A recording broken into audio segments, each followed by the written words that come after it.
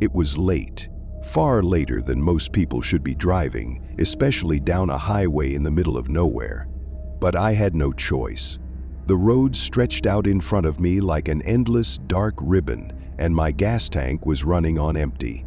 I'd been driving for hours through the desolate rural part of the state, desperately searching for some sign of civilization. Anything that would give me a chance to refuel and keep going. But so far there had been nothing but miles and miles of empty road and trees. The silence was unnerving, almost suffocating. The only sound was the hum of the tires against the asphalt and the occasional crackling from the radio, which I quickly turned off. I had long stopped trying to find a decent station. I hadn't seen another car in what felt like hours. My eyes darted nervously to the fuel gauge again. It was on E, and I knew if I didn't find a gas station soon, I'd be stuck out here, completely alone. I wasn't panicking yet, but the tension in my stomach was rising. I had heard rumors about stretches of highway like this, the kind of place where cars just disappeared, where travelers got stranded, only to find themselves in the middle of something that was beyond explanation. People had mentioned it in passing conversations at diners and gas stations, and the more I thought about it, the more unsettled I became. Then, finally, through the dense trees lining the highway, I saw it. A faint glow, a flicker of light in the distance. A sign. A gas station. My heart skipped a beat. It was small, nothing fancy, but I didn't care. I'd make it. I sped up, eager to reach the station before my car completely ran out of fuel. As I neared the station, something caught my eye off to the side of the road. Something that made my blood run cold. I watched. In the distance, there was a brittle-looking figure, a little girl. Parked along the shoulder, a car sat in the dark, its headlights faintly flickering on and off. It looked abandoned, like it had been there for days, maybe longer. It was an old car, one of those classic sedans with peeling paint and rust stains running down the side. I couldn't see anyone inside, but the car seemed off. There was something unsettling about it. Maybe it was just my imagination, but the way the headlights blinked in the dark, almost like they were signaling me, sent a chill down my spine. I kept driving, not wanting to get too involved with whatever that was. My car was sputtering again, so I had to focus on getting to the station. I didn't dare stop to investigate. It wasn't my problem, I told myself. But as I passed the car, I couldn't shake the feeling that something wasn't right. I glanced at the rear-view mirror, half expecting to see something move, but I saw nothing. Still, the hair on the back of my neck stood up. I pressed down harder on the gas pedal, hoping to put some distance between myself and the weird car. I turned a corner. I was almost there, just a little farther, but then something strange happened. My headlights flickered. It wasn't just a normal flicker, they blinked out completely. And then the engine sputtered. The sound was like a dying breath. I gasped and hit the gas pedal harder, but the car just wouldn't go. It slowed to a crawl, then completely died. I was stranded. No lights, no engine, nothing. The road ahead was completely dark, and the gas station I had been heading toward was nowhere in sight anymore. I cursed under my breath and tried to restart the car, but nothing happened. The engine was completely dead. I checked the fuel gauge again. Empty. I couldn't believe it. I was so close to the station, and now this. The feeling of isolation was growing, crawling up my spine like a heavy hand. That's when I heard it, the faint sound of a car's engine running behind me. I turned my head quickly, my breath catching in my throat. There, in the rearview mirror, the car I had passed earlier was now behind me. I don't know how, but there it was, right behind me. It was following me. But the strange part, the headlights were now much brighter, way too bright. I couldn't make out the details of the car anymore because the lights were blinding, but the silhouette of the vehicle was unmistakable. It was the same car, the same old sedan. I panicked. My heart started racing and my hands went clammy on the steering wheel. What the hell was going on? I quickly grabbed the keys and tried to start the engine again. Still nothing. The headlights in my rearview mirror grew brighter, closer. I looked ahead, trying to ignore the fact that the car was closing in on me. I could barely see the road now with the blinding lights. I needed to move. I pushed down hard on the pedal, but my car barely responded, crawling forward at a terrifyingly slow pace. I looked back. The car was gaining on me, and it was only getting closer. Too close. I could feel a cold sweat on my skin. I tried to drive faster, but it didn't matter. No matter how much I pushed the pedal down, the car was still behind me. Its headlights were now inches from my rear bumper, the glow so bright it seemed to burn into my eyes. Panic surged within me, and I was shaking. I needed to get away. I went to the address in the letter. I stopped. Then I read it again. I tried to force my way through the door, but the car wouldn't let me go. I don't know how long I drove like that. Eyes locked on the road ahead, the other car's headlights just behind me, too close for comfort. It felt like an eternity, a chase that never ended. Finally, I spotted something in the distance, a sign for a rest stop. It was my only hope. Maybe there would be a phone, maybe some people who could help me. Maybe, just maybe, I could get away from this. Sid got up. I veered toward the exit, my tires screeching as I pulled into the parking lot. I slammed the car into park and jumped out, my legs unsteady. I didn't dare look back, but I could feel the presence of the car, the oppressive, suffocating feeling. The air was thick with it. My breath came in quick gasps as I looked around the rest stop. It was completely empty. No other cars, no lights, no signs of life at all. It was just me in the silent, oppressive night. I turned around to look back at my car, and that's when I saw it. The car that had been chasing me was parked in front of the rest stop now. But it wasn't just behind me anymore. It was right there, just yards away from where I had stopped. It wasn't moving, but the headlights were still on, flickering in the dark like they were watching me. I slowly approached the car, my feet heavy on the ground, my mind reeling. I could barely make out any details at first, but as I got closer, my stomach dropped. The car was empty. There was no driver, no passengers, just an empty, rusted shell of a car.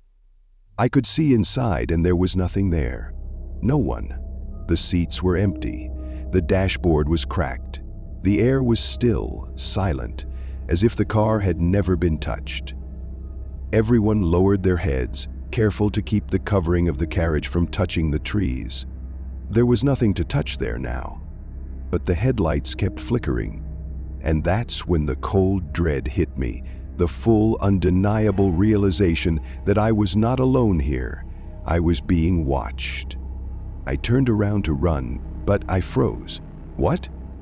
There, in the distance near the trees, I saw something. A figure, tall, hooded, standing motionless, just watching me. I could feel my heart pounding in my chest, the weight of fear almost suffocating. I wanted to scream, to run, but my body wouldn't move. My legs were like stone. That's when I heard it. The voice. It was a whisper, faint, barely audible, but unmistakable. It called my name. I stumbled backward, my mind racing.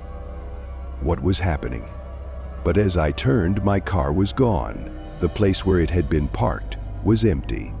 It wasn't there anymore. It had vanished. The figure in the distance, gone. It was alone, completely alone. And the rest stop was nothing more than a shell, a dark, empty place with no answers.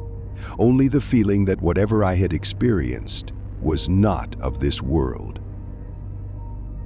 Complete life began to fill in the blanks as the truck approached the deserted road. I never found out what happened that night. I don't think I ever will. But sometimes I still feel that same chill, the sense of being followed by something I can't see. And that old abandoned car, I'm sure it's still out there somewhere, waiting for the next traveler to come along. And maybe, just maybe, the next person who passes it won't be so lucky. I've never been one to get easily spooked, but the night I house sat for my friend, something happened that completely changed my perspective on the supernatural. It started like any normal night. My friend had asked me to look after her house while she went out of town for a few days. It was a simple enough task: feed the cat, water the plants, and keep an eye on things. The house was large, located at the edge of town, surrounded by trees and secluded from the main neighborhood. At first, it seemed like the perfect escape, a quiet, peaceful home where I could relax, binge-watch some TV, and catch up on reading. The evening started off fine. I was comfortable, unpacked, and settled in. I had the whole house to myself. The sun set behind the trees, casting long shadows across the yard. But I wasn't concerned. Everything was quiet, almost too quiet. The kind of peace you only find in the middle of nowhere. Good night. Come on, Archie. It's time we all got to work together. Around 11 p.m., I decided to head to bed. It had been a long day, and I was starting to get sleepy. The house was eerily still, not a sound to be heard except for the occasional creak of the house settling. I tucked myself into bed, thinking about how nice it was to have some peace and solitude. I tried to ignore the odd, low hum of the wind outside, rattling the window panes. But, as it often happens in a quiet house, the silence felt a bit too heavy. Then it came. The first knock. At first, I thought it was my imagination. Maybe it was the wind, or perhaps some critter knocking against the door. I lay still, listening carefully, hoping it would stop. But no, it came again. Knock, knock, knock. It was faint, but definitely there. I couldn't place the sound. It wasn't loud, but it was distinct. A knock, soft but purposeful, like someone was trying to get my attention. I sat up in bed, trying to make sense of it. Who would be at the door at this hour? My first thought was maybe it was someone playing a prank, but I quickly dismissed it. There was no reason for anyone to be here. I looked at my phone. No missed calls, no messages. I tried to shake it off, but the knock lingered in my mind. After a moment of hesitation, I decided to get up and check. I walked down the hallway to the front door, my feet barely making a sound on the hardwood floors. When I opened the door, the porch light flickered, casting an eerie glow on the empty doorstep. There was no one there. No one at all, just the quiet darkness of the front yard. I let out a sigh of relief. It was probably just the wind, or maybe a neighbor walking by. Still, I couldn't shake the feeling that something wasn't right. The hair on the back of my neck was standing up, and a sense of unease was creeping in. I closed the door and locked it, then checked the other windows and doors in the house, making sure everything was secure. I couldn't understand it, but I convinced myself it was nothing, just a weird noise, nothing more. I went back to bed telling myself I was overthinking it. But then it happened again. This time it was louder, much louder. And it came from a different door, the side door which led into the kitchen. Knock, knock, knock. It was almost as if the person had moved around to the side of the house while I wasn't looking. My heart began to race as I hesitated, staring at the ceiling, wondering if I should ignore it again. But the knock came again, followed by another. Each one was more insistent than the last. This was different, Mercy. I sat up in bed, my mind racing. Was someone really at the door? I didn't think it was a prank anymore. This felt different. Something about it made my skin crawl. I grabbed my phone, turning on the flashlight, and quickly got out of bed. I walked down the hall to the side door, my footsteps echoing through the quiet house. When I reached the side door, I hesitated for a second. The knock had stopped, and there was nothing but silence now. I glanced through the peephole, but I couldn't see anything. Slowly, I turned the handle and opened the door, but again, there was no one there. The porch light flickered again, casting strange shadows in every direction. The yard outside was empty, not a soul in sight. I was starting to feel uneasy. Someone was messing with me. I checked the locks on the side door and the windows, making sure everything was secure. It felt ridiculous to be this paranoid, but something about the knocking made me feel like I wasn't alone. I returned to the living room, and the house was dead quiet once more. For a moment, I almost convinced myself I'd imagined it. Maybe it was the wind, or perhaps a branch knocking against the house. But then the knock came again. This time from the back door. Knock, knock, knock. I froze. My heart dropped into my stomach. How was this possible? It had moved again, from one door to the next. It was as if someone was trying to lure me around the house. They knew I was checking the doors, and they were trying to make me move, make me investigate every corner of the house. Terrified now, I checked the back door, the locks, the windows, everything. No one was there. The yard outside was still dark and empty. There was no sign of anyone. But the knocking didn't stop. It continued. Knock, knock, knock. It was coming from inside the house now. I couldn't believe it. It was impossible. There was no one else here. I checked every single room, every closet, every cupboard. The cat was sleeping in the living room, undisturbed. There were no strange sounds. No one was hiding in the house. The knocking continued. It was now coming from upstairs. The sound was getting closer. It wasn't random anymore. It was deliberate. Someone, or something, was following me from room to room. Knock, knock, knock. The knocks echoed down the hallway, and I could hear them getting closer. I ran to the stairs, but when I reached the bottom of the staircase, I heard it. The faintest sound of footsteps above me. They were light, almost imperceptible, but unmistakable. Someone or something was up there. My body went cold. I wanted to scream, but the fear locked my throat.